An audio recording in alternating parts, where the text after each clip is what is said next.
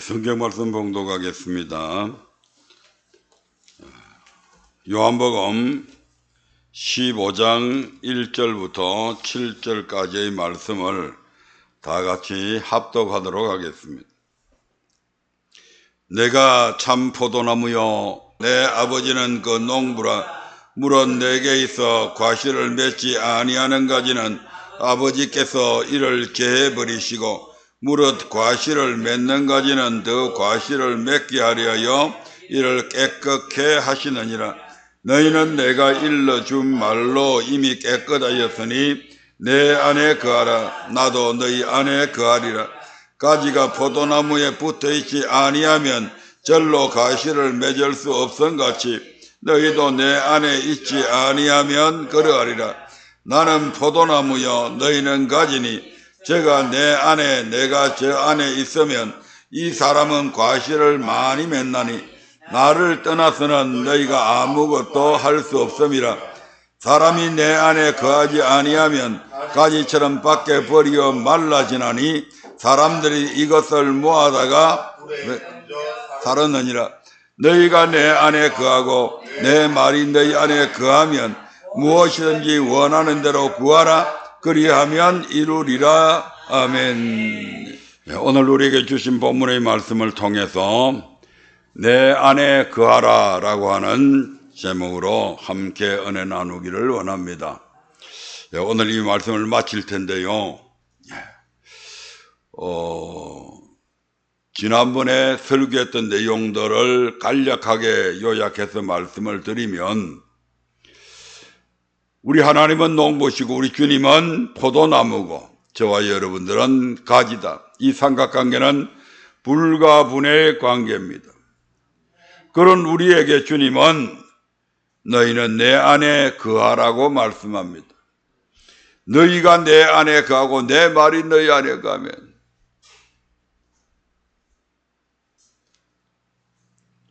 그렇게 되면 우리가 무엇을 우리 하나님 앞에 구하든지 간에 우리 하나님께서 다 도로 주시겠다고 말씀하고 있습니다.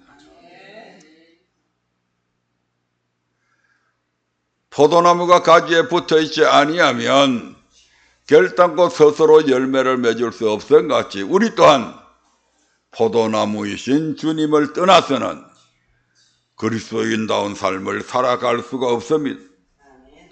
그러면 말씀 안에 거한다는 말이 무슨 뜻인가?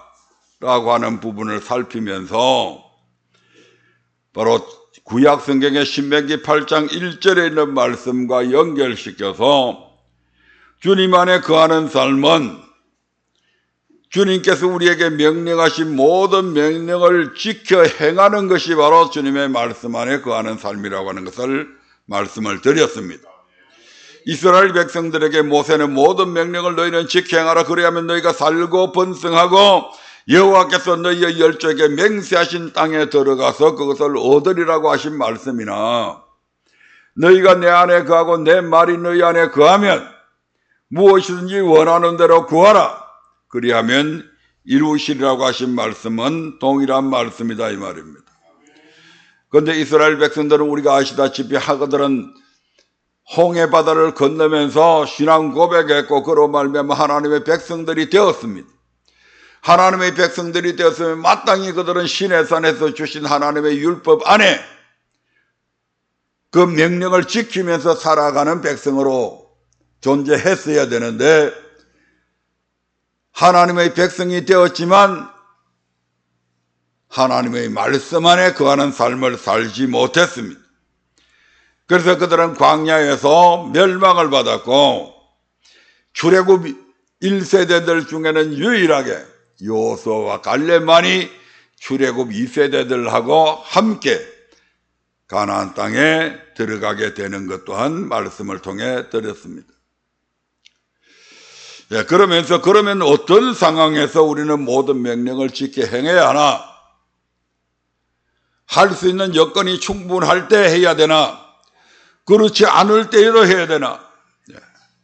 여건이 충분할 때에도 해야 되겠지만 우리가 열악한 상황 속에서, 즉 하나님께서 우리를 낮추어 놓고 시험할 때에도 모든 명령을 지켜 행해야 된다고 하는 것을 말씀을 드렸습니다. 내 하나님 여호와께서 40년 동안에 너로 광야의 길을 걷게 하신 것을 기억하라.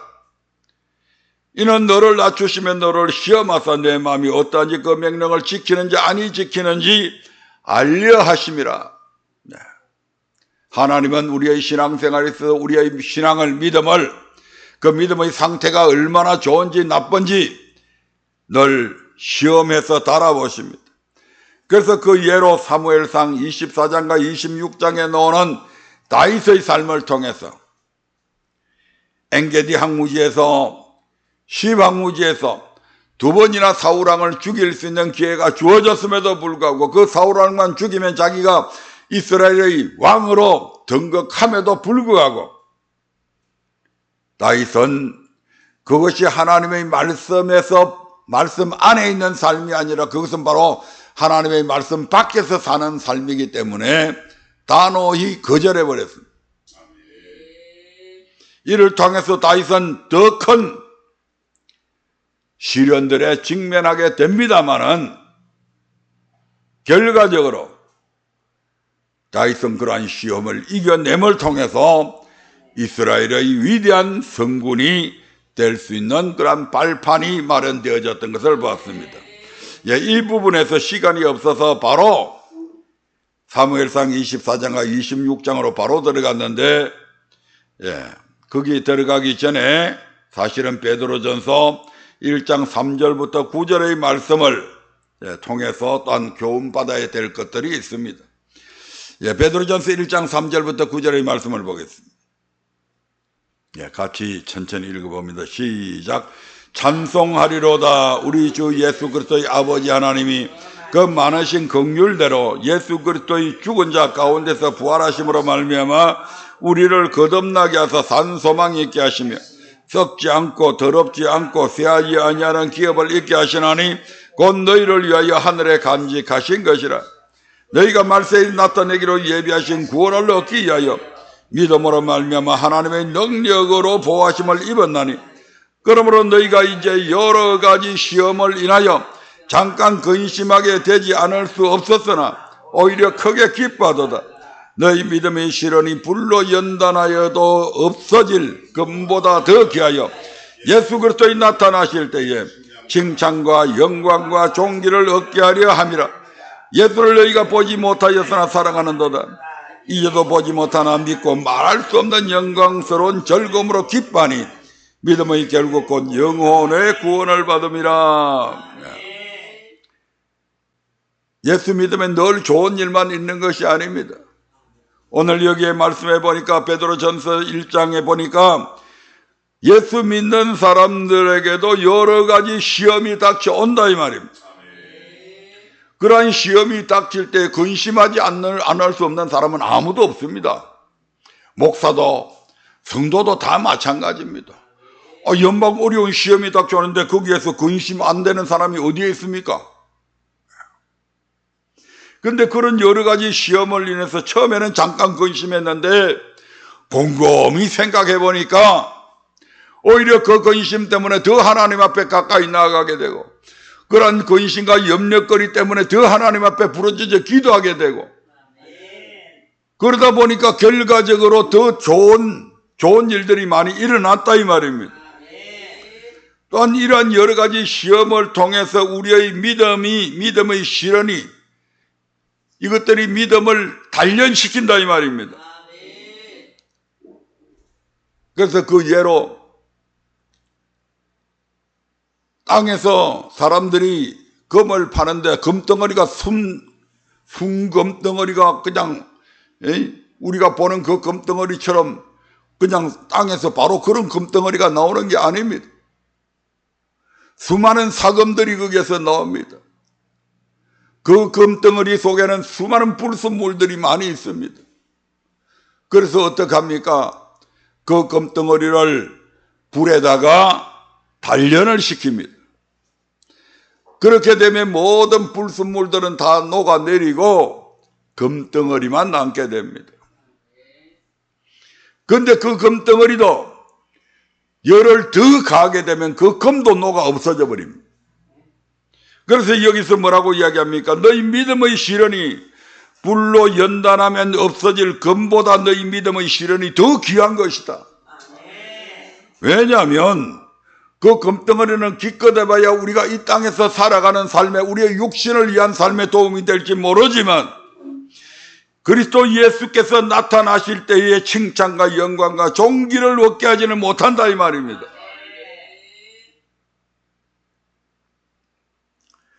우리 하나님께서 우리를 위해서 예비하고 있는 그 영원한 나라, 하늘에 간직하신 그 나라, 그 기업, 그것은 결단코 이런 금덩어리로 얻을 수 있는 것이 아닙니다. 우리가 여러 가지 시험을 통해서 우리의 믿음이 연단되어져서 우리에게도 주님처럼 낮추고 시험에도 기꺼이 그 시험을, 그 십자가를 짊어질 수 있는 믿음의 사람들로 만들 수 있는 것은 바로 이러한 여러 가지 시험들이 있기 때문에 가능하다 이 말입니다.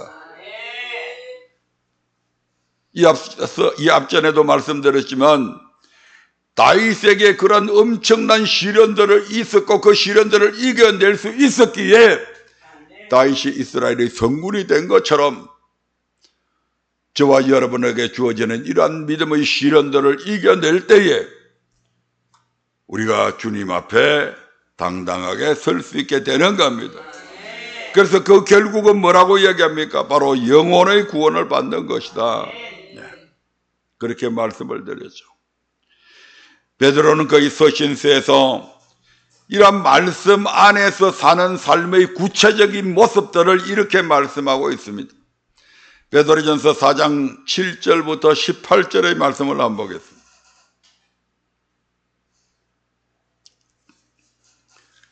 베드로전서 4장 7절부터 18절의 말씀입니다. 천천히 읽어봅니다. 만물의 마지막이 가까웠으니 그러므로 너희는 정신을 차리고 근신하여 기도하라. 무엇보다도 열심으로 서로 사랑할지니 사랑은 허다한 죄를 덮느니라. 서로 대접하기를 원망 없이 하고 각각 은사를 받은 대로 하나님의 각양 은혜를 맡은 선한 성지기 같이 서로 봉사하라. 만일 누가 말하려면 하나님의 말씀을 하는 것 같이 하고 누가 봉사하려면 하나님의 공급하시는 힘으로 하는 것 같이 하라. 이런 범사에 예수 그리스도로 말미암아 하나님이 영광을 받으시게 하려 함이니 그에게 영광과 권능이 세세에 무궁토록 있느니라. 아멘. 일단 거기까지 보겠습니다. 만물의 마지막이 가까웠으니 너희는 정신을 차리고 근신해서 기도해야 한다. 왜냐하면 말씀 안에서 살지 못하도록 방해하는 것들이 수많은 미혹들이 있다 이 말입니다. 그러면서 이제 무엇보다도 열심으로 뭐 해야 된다고요? 서로 사랑해야 된다. 이것이 말씀 안에서 거하는 사람들의 모습들이다 이 말입니다. 뭐 하는 것이요? 서로 사랑하는 것이. 우리 주님께서도 끊임없이 당신의 마지막이 갖고 오면서 계속해서 우리에게 하나 되라고 말씀했고 서로 사랑하라는 말씀을 계속해서 하고 있습니다. 그러한 사랑은 바로 허다한 죄를 덮는다. 서로 사랑하세요. 말만 가지고 사랑하지 말고 우리가 행자들아 우리가 말과 혀로만 사랑하지 말고 행함과 진실함으로 하자. 사도 요한은 그렇게 요한 1서를 통해서 말씀합니다. 또 두 번째로 뭐 하라고요? 서로 대접하기를 원망 없이 해라. 서로 대접해라. 원망 없이 해라. 대접하면서도 원망하면 아무 유익이 없습니다. 요즘에는 뭐 부흥성회가 그렇게 많지 않습니다만은 흔히 강사를 초빙하게 되면 많은 사람들이 이제 식사를 강사를 위해서 대접하기도 하고 그렇게 하는 과정에서 누가 좀 덜 내기도 하고 더 내기도 합니다. 근데 그 중에 좀 경제적으로 어려운 분들도 있단 말이에요. 그래서 그분들이 내지 않으면 좀 자기들이 넉넉한 사람이 좀 더 부담하면 되죠. 그런데 그 전에 제가 이제 교회 생활하면서 쭉 보면 그런 문제들 때문에 늘 불평하는 일들이 나옵니다. 저거는 뭐 맨날 뭐 대접하는데 지만 쏙 빠지고 우리한테만 짐 지우고 그 전에도 그러더니 이번에 또 그러네. 그런 짓 하지 마라 이 말입니다. 서로 대접하기를 원망 없이 해라. 아니, 내가 좀 더 넉넉해서 더 내면 어때요? 내가 대접 더 잘하면 내가 대접 받을 거잖아요. 다른 사람을 위해서가 아니고 나 자신을 위해서 먼저 대접하고 더 많이 대접하면 더 좋잖아요. 그런 대접할 수 있는 힘을 주신 하나님께 오히려 감사하면 된다는 말씀이죠.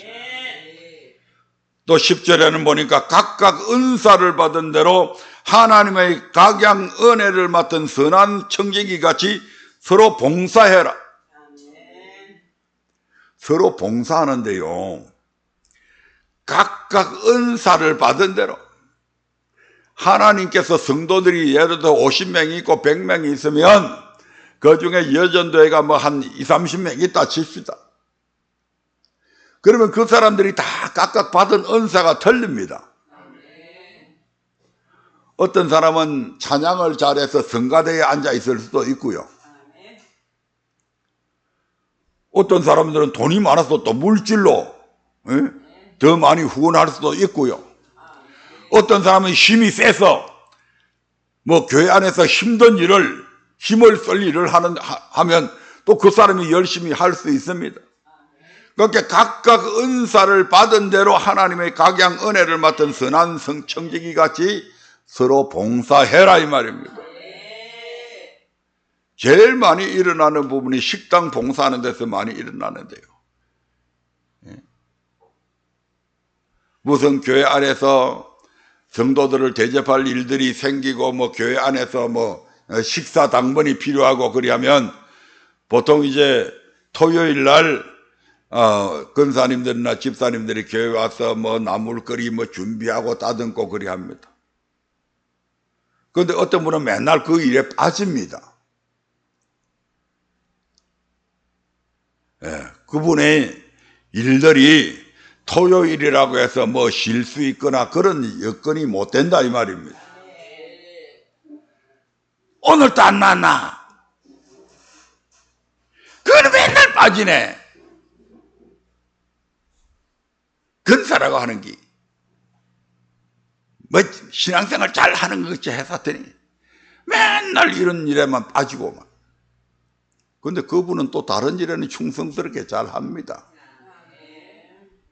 각각의 은사가 다르다 이 말입니다. 그래서 봉사하려면 각각 은사를 받은 대로 하나님의 각양 은혜를 맡은 선한 청지기 같이 서로 봉사해라. 불평하지 마라 이 말입니다. 내가 좀 더 많이 일할 수 있습니다. 그러나 또 다른 부분에 있어서는 그분이 더 내보다 훨씬 더 훌륭한 일들을 해낼 수 있다 이 말입니다. 그분은 마당발이 돼가지고요, 이 사람 저 사람 만나면서 목사님 자랑하고 교회 자랑하면서 더 많은 사람들을 전도하기도 합니다. 각자 주어진 그러한 은사들이 틀린다 이 말입니다. 그걸 가지고 식당 봉사 뭐 이번에 맨제 전도에서 하는데 거기 맨날 빠졌다고 해가지고 그것 때문에 원망하고 불평하고 그런 짓 하지 마라 이 말입니다. 만일 누가 말하려면 하나님의 말씀을 하는 것 같이 하고, 말하려면 뭘 하라고요? 하나님의 말씀을 하는 것 같이 해라. 하나님의 말씀을 할 때 어떻게 합니까? 제가 하나님의 말씀을 전하는데요, 제 생각하고 하면 됩니까? 안 되잖아요. 거짓말하면 됩니까? 성도들한테 사기치는 그런 말 하면 안 되잖아요. 하나님의 말씀을 할 때는 진실하게 해야 됩니다. 거짓 없이 해야 된다 이 말입니다. 가감 없이 해야 됩니다. 더 보태도 안 되고 감해도 안 된다 이 말입니다. 우리 주님께서 그렇게 말씀하셨잖아요. 말씀 전하는 자들이 가감하면 안 된다고.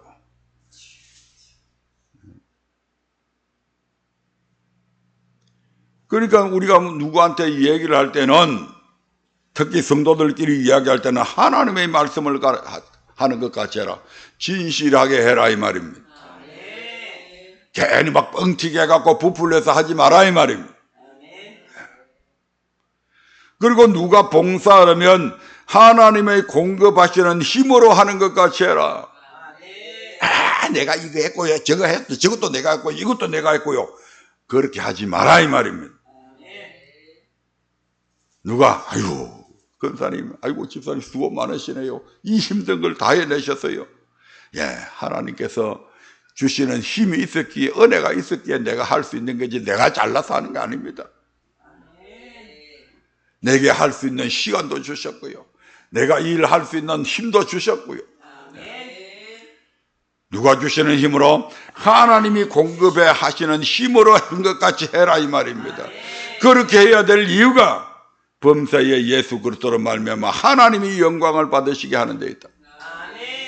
우리가 봉사를 하든, 우리가 서로 사랑하든, 우리가 또 다른 여러 가지 일들을 서로 대접을 하든, 이 모든 것이 누구를 위해서 하는 것이 해야 된다고요? 하나님을 위해서 해야, 하나님이 영광을 받으시기 위해서 해라 이 말이죠.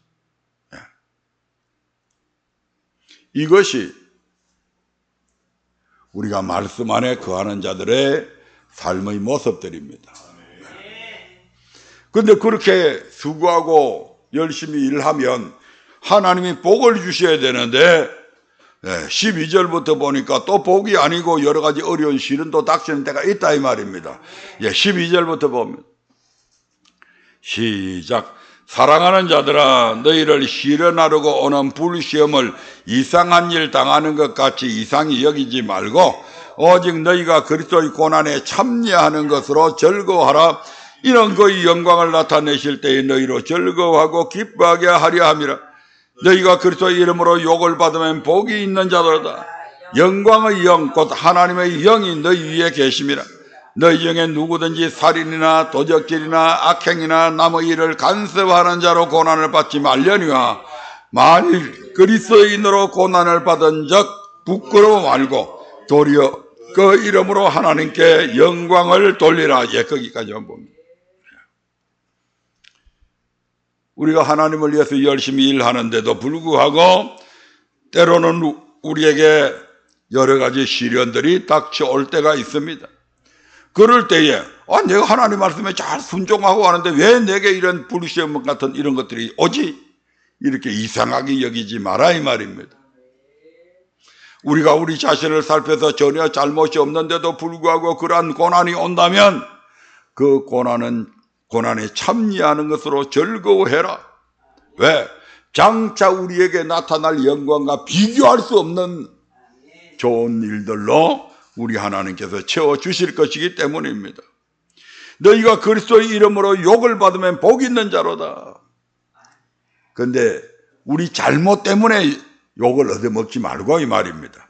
살인이나 도적질이나 악행이나 남의 일에 괜히 간섭해가지고 고난받는 그런 짓 하지 말고 우리의 잘못으로 인해 자초한 그런 고난이 아니라 정말 주님을 위해서 열심히 일함을 통해서 받는 욕, 그것은 오히려 우리에게 복이 된다 이렇게 말씀합니다. 그래서 만일 그리스도인으로 고난을 받은 적 부끄러워 말아라. 도리어 그 이름으로 하나님께 영광을 돌리라. 우리가 마태복음 5장에 보면 우리 주님께서 팔복을 얘기하면서 주님을 위해서 주님의 이름 때문에 핍박당하고 고난당하면 우리에게 복이 있다고 그러잖아요. 하늘에서 큰 상급이 있을 것이라고 우리에게 교훈하고 있습니다. 그러므로 신앙생활 하면서도 우리에게 닥쳐오는 우리가 하나님의 말씀에 순종함에도 불구하고 그러한 것들이 닥친다고 해서 그러한 것들 때문에 염려하거나 근심하거나 이상한 일 당하는 것이 하지 말고 오히려 그런 가운데서도 하나님이 내게 무슨 상을 주실래라, 하나님께서 내게 무슨 복을 주시려나 묵상하며 더 열심히 순종하시는 저와 여러분들 되시길 바랍니다. 우리가 사랑하는 자만 사랑하면 우리에게 상 얻을 것 없잖아요. 원수를 사랑하는 것, 우리를 미워하는 자를 위해서 축복하는 것, 그런 것들이 오히려 칭찬받을 만한 일이다 이 말입니다. 누가복음 6장 32절부터 33절의 말씀을 한번 보겠습니다. 시작. 너희가 만일 너희를 사랑하는 자를 사랑하면 칭찬받을 것이 무엇이뇨? 죄인들도 사랑하는 자를 사랑하느니라. 너희가 만일 선대하는 자를 선대하면 칭찬받을 것이 무엇이뇨? 죄인들도 이렇게 하느니라. 무슨 말씀입니까? 나를 사랑해 주는 사람을 내가 미워할 필요 없잖아요. 내한테 잘 선대해 주는, 나한테 잘 평상시 때 좋은 선물도 갖다 주고, 배고프면 뭐 맛있는 것도 좀 입맛이 좀 어색해서 뭘 좀 먹고 싶었는데 어떤 분이 그런 걸 좀 갖다 주고, 그런 사람한테 늘 잘해주고 싶잖아요. 그러니까 사랑하는 자를 사랑하면 그것은 당연한 것이다 이 말입니다. 칭찬받을 일은 아니에요. 그 자동적으로 그렇게 되는 거죠. 내한테 선대해 주는 사람한테 선대하는 거, 그건 너무나 당연한 거잖아요. 그런데 그렇지 않는, 나를 사랑하지 않는 자도 사랑해주고, 내가 사랑할 수 없는 자들도 용서해주고, 나한테 제대로 잘 대우해주지 않는 사람도 내가 먼저 선대하면 그런 것들은 칭찬받을 만하잖아요. 그래서 주님께서 우리에게 너희 원수도 사랑하라고 말씀하고 있고, 너희를 저주하는 자들을 위해서도 도리어 축복하라고 말씀하고 있는 거잖아요. 그런 사람들한테 축복을 하면요, 좋은 게 뭐가 있는지 아세요? 내가 그 사람을 축복해 주면 그 사람은 그 축복받을 만한 그런 지금 여건이, 모습이, 삶이 안 되어 있잖아요. 그러면 축복이 그 사람한테, 나는 그 사람한테 축복을 받으라고 축복해 줬는데 그 축복을 받을 사람이 그 축복을 받을 만한 여건이 안 돼 있으니까 그 축복이 내게로 돌아온다 이 말입니다.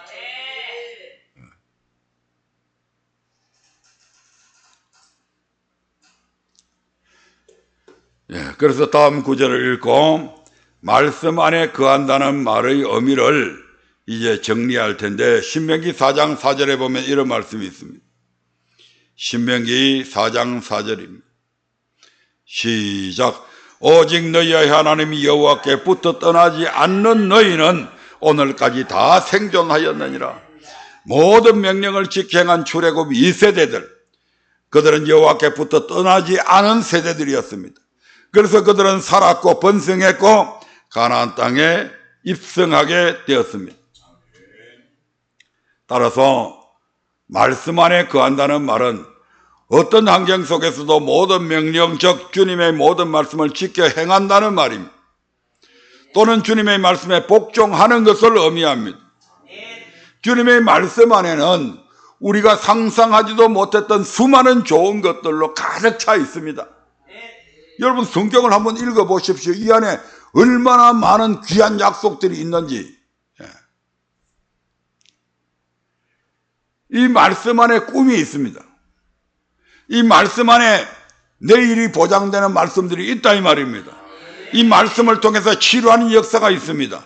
이 말씀이 우리에게 소망을 줍니다. 이 말씀이 우리에게 행복을 줍니다. 이 말씀이 우리에게 만족함을 줍니다. 이 말씀 안에 모든 성공의 비결이 있습니다. 이 말씀 안에 승리의 비결이 있습니다. 모든 지혜와 지식이 이 말씀 안에 있습니다. 이 모든 것이 하나도 없다 생각해도 이 말씀 안에 천국이 있다 이 말입니다. 그리고 우리 주의 말씀은 영원히 있습니다. 말씀 안에 영원히 있습니다. 베드로전서 1장 24절부터 25절의 말씀을 보겠습니다. 그러므로 모든 육체는 풀과 같고 그 모든 영광이 풀의 꽃과 같으니 풀은 마르고 꽃은 떨어지되 오직 주의 말씀은 세세토록 있도다 하였으니 너희에게 전한 복음이 곧 이 말씀이니라. 이 말씀은 구약 이사야서 40장 6절부터 8절에서 인용한 말씀인데요. 거기에 보면 말하는 자의 소리여 가로되 외치라 대답하되 내가 무엇이라 외치리이까. 가로되 모든 육체는 풀이요 그 모든 아름다움은 들의 꽃 같으니 풀은 마르고 꽃은 시들면 여호와의 기운이 그의 불미라. 이 백성은 실로 풀이로다. 풀은 마르고 꽃은 시드나 우리 하나님의 말씀은 영영이 서리라 하라. 이런 말씀입니다. 이 세상에는 영원이라고 하는 것은 존재하지 않습니다. 그래서 범사에 때가 있는 것입니다. 따라서 모든 육체, 모든 인생에도 때가 있습니다. 길어야 100년입니다. 영원의 세월에 비하면 풀과 같은 세월임에 틀림이 없습니다. 그리고 그들이 누리는 아름다움과 영광들, 미인 콘테스트에다 갔다, 미스 코리아 진이다. 요새는 뭐 그것만 아는 것이 아니고 노래에도 뭐 진선미가 있고 그렇대. 미스터 트롯에 보니까. 그래서 자기들의 몸매를, 자기들의 얼굴을 자랑하기도 하고 어떤 사람은 힘을 자랑하기도 하고 그래서 팔리시름에서 전 세계에서 이겼다. 각종 스포츠를 통해서 UFC 격투기를 해가지고 무슨 우승자가 되어서 허리에 그 벨트를 차기도 하고 테니스를 잘 쳐서 무슨 트로피를 손에 들고 골프를 잘 쳐서 골프 황제가 되고 이런 수많은 우리 손흥민 선수처럼 공을 잘 차가지고 각광을 받고 이런 모든 것들도 한때다 이 말입니다. 뭐가 같다고요? 풀의 꽃과 같다. 풀도 빨리 베이는데 꽃은 더 빨리 지잖아요. 하무시비롱이라고 하는 말이 있습니다. 하무시비롱. 아무리 아름다운 꽃도 10일을 넘기지 못한다.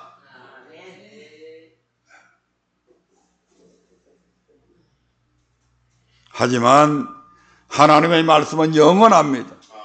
따라서 그 하나님의 영원하신 말씀 안에서 사는 자 또한 영원한 존재인 것입니다. 하루살이가 그래서 주님은 우리에게 내 안에 거하라고 말씀하시는 것입니다. 주님 안에 거하라고 하시는 말씀은 네가 영원히 살아라 이 말입니다. 영원한 삶을 추구하면서 살아라. 하루살이가 영원히 사는 것보다 더 큰 기적이 어디에 있겠습니까? 그러면 말씀 안에 거하지 않으면 어떻게 될까요? 똑같은 신앙생활을 하는데 말씀 안에 거하지 아니하면 어떤 일들이 일어나는가? 이사야서 1장을 봅니다. 유다 왕 우시야와 요담과 아스와 히스기야 시대에 아모스의 아들 이사야가 유다와 예루살렘에 대하여 본 이상이라.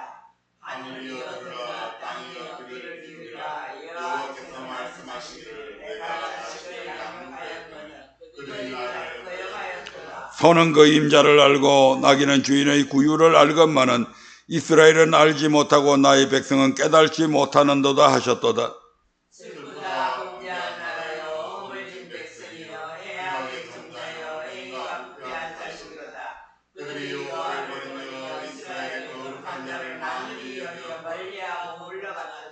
너희가 어찌하여 매를 더 맞으려고 더욱더욱 패역하느냐. 온 머리는 병들었고 온 마음은 피곤하였으며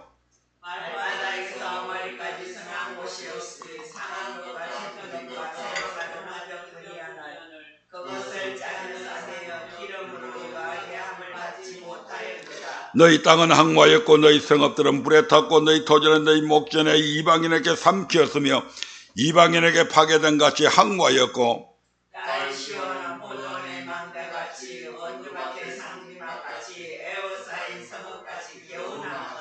만군의 여호와께서 우리를 위하여 조금 남겨두지 아니하셨다면 우리가 소돔 같고 고모라 같았었으리로다.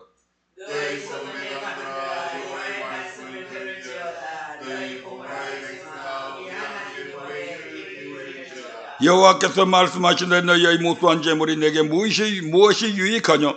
나는 수양의 번제와 살찐 짐승의 기름에 배불렀고 나는 수송아지나 어린 양이나 수염소의 피를 기뻐하지 아니하노라.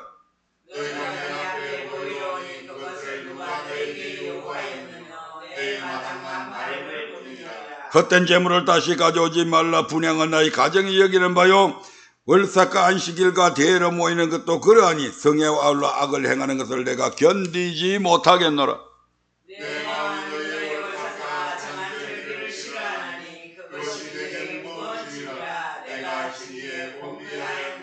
너희가 손을 펼 때에 내가 눈을 가리우고 너희가 많이 기도할지라도 내가 듣지 아니하리니 이는 너희의 손에 피가 가득함이니라.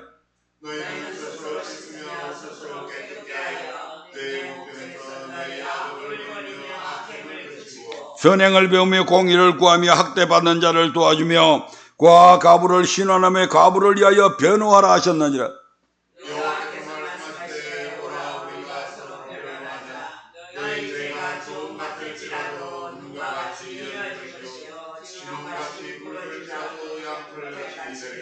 예, 19절 20절 다 같이 시작. 너희가 절기어 순종하면 땅의 아름다운 소산을 먹을 것이요 너희가 거절하여 배반하면 칼에 삼키우리라. 여호와의 입의 말씀이니라. 아멘. 말씀 안에 거하지 아니하며. 이사야서 시작이 1장이고 이사야서의 마지막 장이 66장입니다. 그런데 1장과 66장이 똑같은 말씀을 하고 있습니다. 하나님께서 이스라엘 백성들을 양육했고 그들에게 좋은 것들을 주셨고 했지만 그들이 거역했다. 그래서 하나님이 거역하니까 그때마다 때로 진노하시고 때로 채찍질하시고 때로 이방 나라들을 강성케 해서 자기들을 괴롭히고 그래서 그들이 잘못했다고 하나님께 돌아오면 용서해 주시고 품어주셨는데 그 상황이 점점 더 극에 달해서 도저히 이제는 더 봐줄 수 없는 지경에까지 이르렀다 이 말입니다. 그래서 원두막의 상징막 같이 이제 조금 그들에게 거의 숨통만 튀어놓고 살고 있는데 그것도 하나님께서 그렇게 봐줘서 그렇다 이 말입니다. 그렇지 않았으면 벌써 소돔과 고모라처럼 완전히 멸망당했을 것이다. 그래서 헛된 재물 내한테 가져오지 마라. 안식일이 되면 모든 사람들이 오늘 안식일이네 교회 갑시다 성전에 갑시다 해가지고 나오는데 성전에 나오면서 성회와 더불어 뭘 행했다고요? 악을 행했다고 그랬잖아요. 악한 삶에서 돌이켜서 하나님 앞에 나와야 되는데 악을 행한 그 모습 그대로 가지고 나오니까 하나님이 그들의 예물을 받아줄 수가 없잖아요. 그 성회를 통해서 하나님이 영광 받으실 수 없잖아요. 그래서 내 마당만 밟지 말고 차라리 오지 마 이렇게 얘기하고 있는 거예요. 그래서 너희가 막 기도한다고 해서 너희가 내한테 도와달라고 손을 펼치면 내밀면 내가 눈을 가려버리고 너희가 기도해도 내가 듣지 않겠다 이렇게 말씀하시. 방법은 하나밖에 없습니다. 너희가 절겨 순종하면 너희가 그 악에서 돌이켜서 순종하면 땅의 아름다운 소산을 먹을 것이고 내가 이렇게 얘기하는데도 불구하고 끝내 거절하고 배반하면 칼에 삼키운다.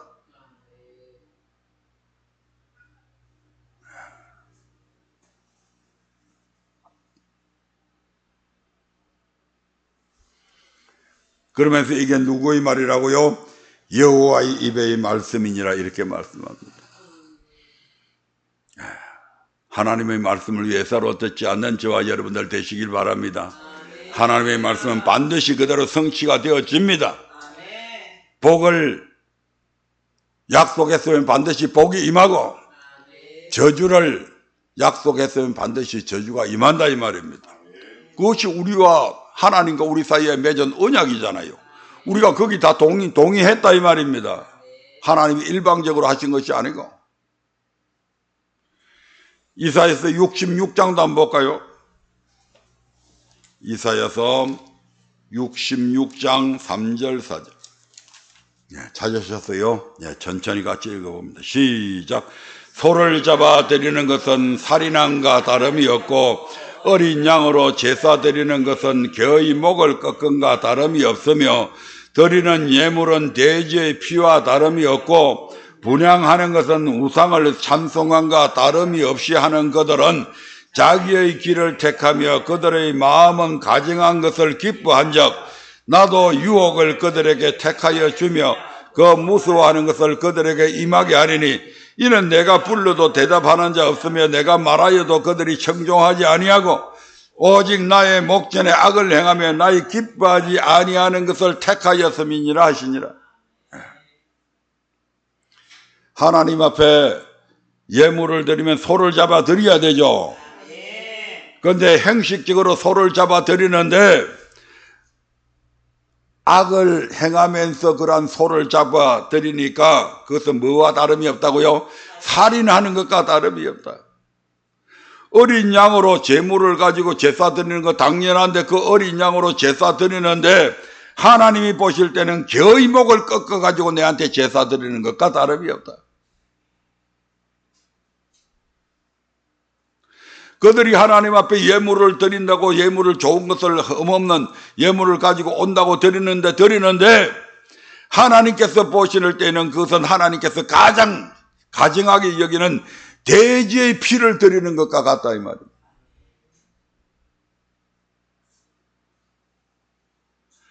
그들이 분향하는 것, 하나님 앞에 기도하는 것, 하나님 앞에 찬송하는 것은 우상을 찬송함과 다름이 없이 하는 것들은 왜 하나님께서 이렇게 평가하실까요? 그들이 하나님의 말씀에 순종 안 하고 악을 행하면서 자꾸 이렇게 하니까 하나님이 지금 하나님 편에 보실 때는 지금 이렇게 평가한다 이 말입니다. 그래서 뭐라고 이야기합니까? 그들은 자기의 길을 택하며 그들의 마음은 가증한 것을 기뻐한다. 지멋대로 예배드린다 이 말입니다. 하나님의 말씀을 따라서 예배 드려야 되는데 하나님의 말씀을 따라 예물을 드려야 되는데 하나님의 말씀대로 순종하면서 살아가야 되는데 자기의 길을 택했다. 지멋대로 지 하고 싶은 대로 했다 이 말입니다. 그러면서 안식일이 되면 오늘 안식일에는 예배 드리러 가자 해가지고 소도 끌고 오고 양도 끌고 오는데 그것은 소를 바치는 것은 그래서 살인하는 것과 같고 양을 드리는 것은 개의 목을 꺾는 것과 같고 그들이 가지고 온다고 하는 그 예물은 돼지의 피와 같이 하나님께서 받지 않으시는 정오하는 그러한 것들을 가지고 오고 그들이 하나님을 성전에 앉아서 찬양한다고 찬양하고 기도한다고 하는 그 기도는 마치 우상을 바알을 아세라를 찬송하는 것과 다름이 없다 이 말입니다. 그래서 이런 자기의 길을 택하고 그들의 마음이 가증한 것을 기뻐하니까 하나님도 어떻게 하겠다는 것입니까? 나도 유혹을 그들에게 택하여 주겠다.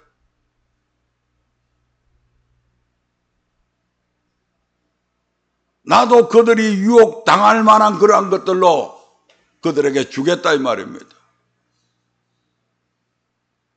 그래서 거짓 것을 믿게 해버린다 이 말입니다. 사기꾼한테 사기 당한다 이 말입니다. 왜?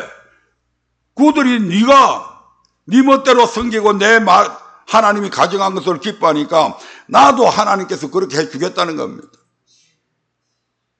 유혹을 그들에게 택하여 주며 그 무서워하는 것을 그들에게 임하게 하리니 혹시 부도나지 않을까? 혹시 망하지 않을까? 혹시 병들지 않을까? 혹시 사고나지 않을까? 그 염려하면 그대로 염려하는 것이 그대로 임하게 해주겠다 이 말입니다. 불의의 사고를 만나게 되고 여러 가지 어려운 질고를 당하게 되고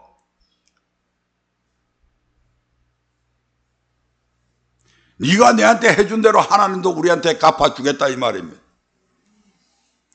나도 유혹을 그들에게 택하여 주며 그 무서워하는 것들이 그들이 아이고 이런 거 닥치면 어떻게 하지 하고 무서워하는 그것들을 너희한테 그대로 임하게 해주겠다. 왜? 이런 내가 불러도 대답하는 자 없으며 내가 말하여도 그들이 청종하지 않고 오직 나의 목전에 악을 행하며 나의 기뻐하지 아니하는 것을 택하였음이라 하시니라. 네가 나한테 행한 대로 내가 네한테 갚아줄게 이 말입니다.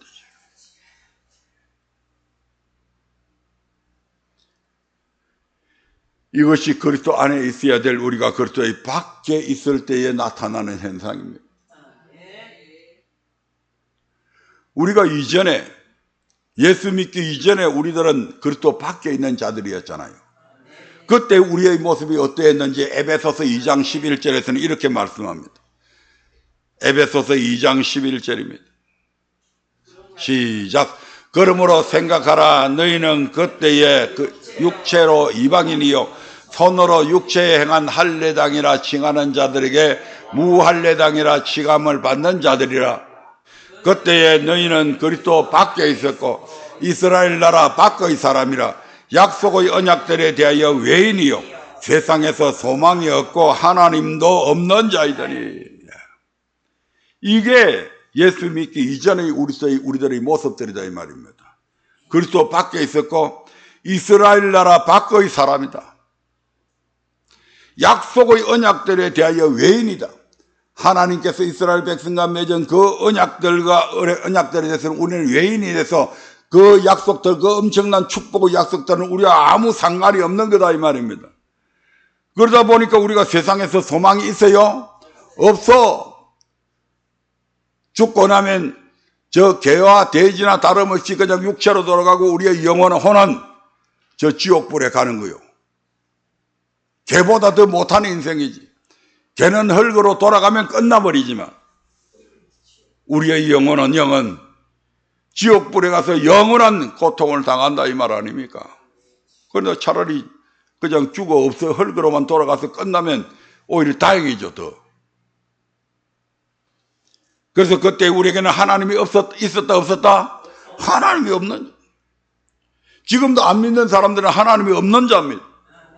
그들은 이 성경에 있는 이 수많은 약속들과 아무 상관이 없는 사람들입니다. 그들의 소망은 오직 이 땅밖에 없습니다.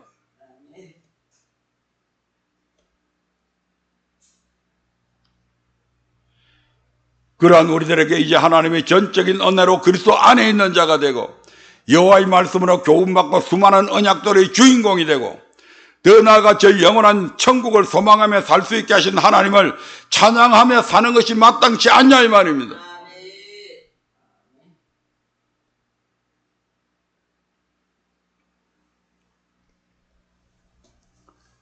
다시 한번 신명기 8장 1절부터 3절의 말씀을 한번 보겠습니다. 그렇게 살아가려면 여호와의 말씀으로 살아가야 된다 이 말입니다. 같이 읽어봅니다. 시작. 내가 오늘날 명하는 모든 명령을 너희는 지켜 행하라. 그리하면 너희가 살고 번성하고 여호와께서 너희의 열조에게 맹세하신 땅에 들어가서 그것을 얻으리라. 2절 시작. 내 하나님 여호와께서 이 40년 동안에 너로 광야의 길을 걷게 하신 것을 기억하라.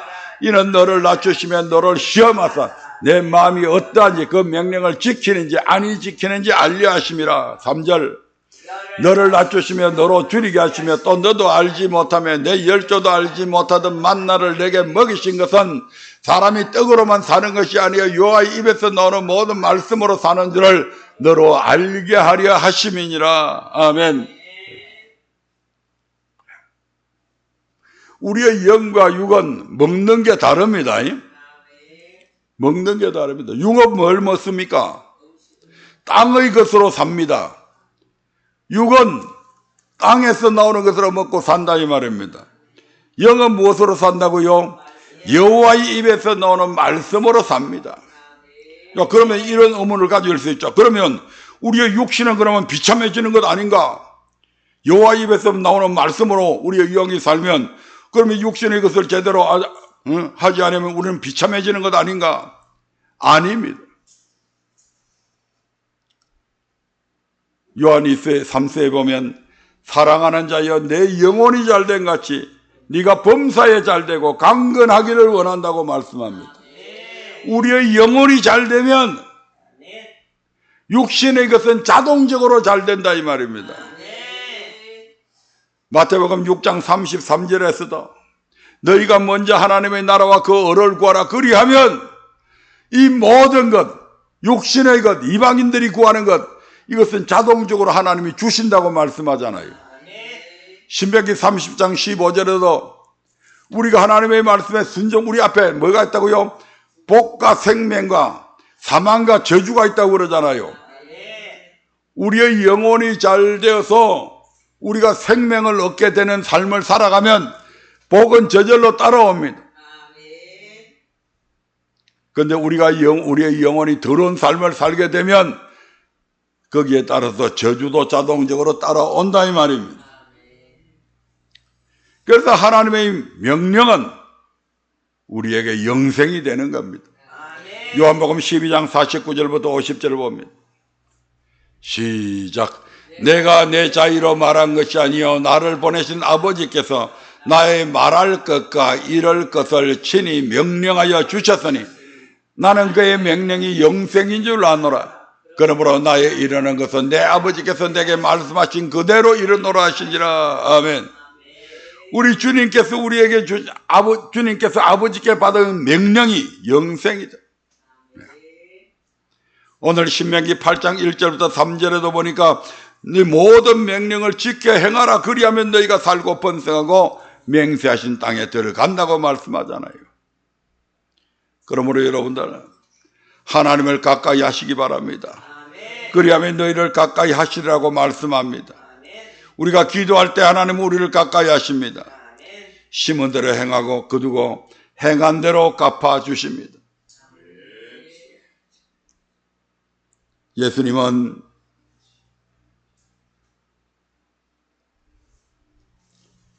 당신이 어떻게 할 때 아버지께서 함께 하시는가를 요한복음 8장 29절을 통해서 이렇게 말씀합니다. 시작. 나를 보내신 이가 나와 함께 하시도다. 내가 항상 그의 기뻐하시는 일을 행함으로 나를 혼자 두지 아니하셨느니라. 하나님을 기쁘시게 해야 하나님이 함께 해주신다 이 말입니다. 하나님이 함께 해주셔야 여러분의 삶에서 진정한 승리가 있고 성공하는 삶을 살아갈 수 있다 이 말입니다. 그것이 바로 하나님의 말씀 안에 거하는 삶입니다. 나를 보내신 이가 나와 함께 하신다. 왜? 어떻게? 내가 항상 그의 기뻐하시는 일을 행하기 때문이다. 주님께서 아버지의 말씀 안에 늘 그에서 살아가기 때문에 아버지 하나님께서 우리 예수님을 혼자 두지 아니하시고 늘 함께 하셨다. 에녹도 마찬가지죠. 하나님을 기쁘시게 하는 삶을, 즉 하나님의 말씀 안에 거하는 삶을 살아가니까 300년 동안이나 하나님과 동행할 수 있는 삶을 살았습니다. 말씀을 맺으려야 합니다. 사랑하는 성도 여러분, 제발 주님의 말씀에 귀 기울이시기를 바랍니다. 내 안에 거하라. 나도 너희 안에 거하리라. 이것이 주님께서 당신의 백성에게 주신 명령이요 사랑의 권면이요 복 주시기 원하시는 소원이며 저 영원한 나라 천국을 얻게 하시는 유일한 방법이다 이 말입니다. 더 이상 사람에게, 환경에, 물질에 끌려다니지 말고 주님의 말씀 안에 거하며 때를 기다리시기 바랍니다. 당장에 좋은 일이 나타나지 않는다면 차라리 하나님 앞에 엎드려서 기도하면서 하나님께서 좋은 길을 열어주시기를 기도하면서 하나님께서 좋은 길을 열어주실 때까지 차라리 기다리는 게 더 낫습니다. 그분이 주실 때까지 그분의 이끄심을 소망하면서, 그리고 주님은 주님의 시간에 가장 좋은 것으로 주실 것이며 저와 여러분의 삶을 가장 복된 자리로 이끌어 가실 줄로 믿습니다.